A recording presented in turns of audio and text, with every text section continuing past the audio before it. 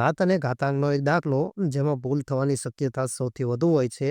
તો અહીંયા આપણે જોઈએ કે ઘાત અને ઘાતાંકમાં એક નિયમ છે કે કોઈ પણનો આધાર હોય અને એની ઘાત જો શૂન્ય હોય તો એનો જવાબ આવશે 1. અને તેવી જ રીતે આપણને કીધું છે કે એકની કોઈ પણ ઘાત હોય, એકની જો શૂન્ય ઘાત હોય કાં તો એકની કોઈ પણ ઘાત હોય તો પણ એનો જવાબ આવી જશે 1. તો જો આ નિયમ આપણને ખબર હોય તો આપણે આ દાખલો જલ્દી સોલ્વ કરી શકીએ, નકર આ ભૂલ થવાની શક્યતા વધુ રહે છે.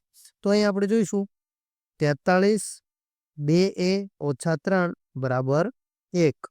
હવે આપણને ખબર જ છે કોઈ પણ આધારની 0 ઘાત એટલે 1 થશે.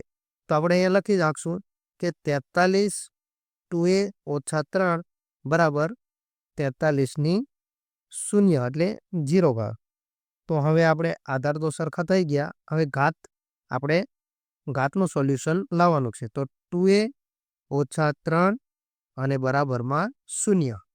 જો 3 પહેલી બાજુ જશે તો 3 થઈ જશે પ્લસ. તો 2a બરાબર 3 અને હવે અહીંયા 2 ગુણાકારમાં છે, પહેલી બાજુ જશે એટલે ભાગાકારમાં. એટલે આપણે લખી શકીશું કે a બરાબર 3/2.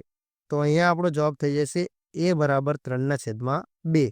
એનો મૂલ્ય આપણને 3/2 મળી જશે. જો આપણે અહીંયા a બરાબર 3/2 મૂકીશું તો આપણને સામે 1 મળશે.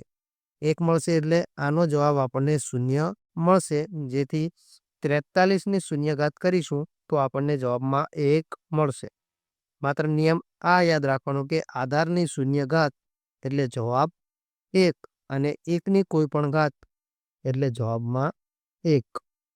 વિડીયોને લાઈક કરી દો, તમારો જવાબ કોમેન્ટ કરી દો અને આપણી આ ગુજરાતી ગણિત ચેનલ પર નવા હોય તો ચેનલને સબસ્ક્રાઇબ કરી દો અને તમારા મિત્રો સુધી શેર કરી દો.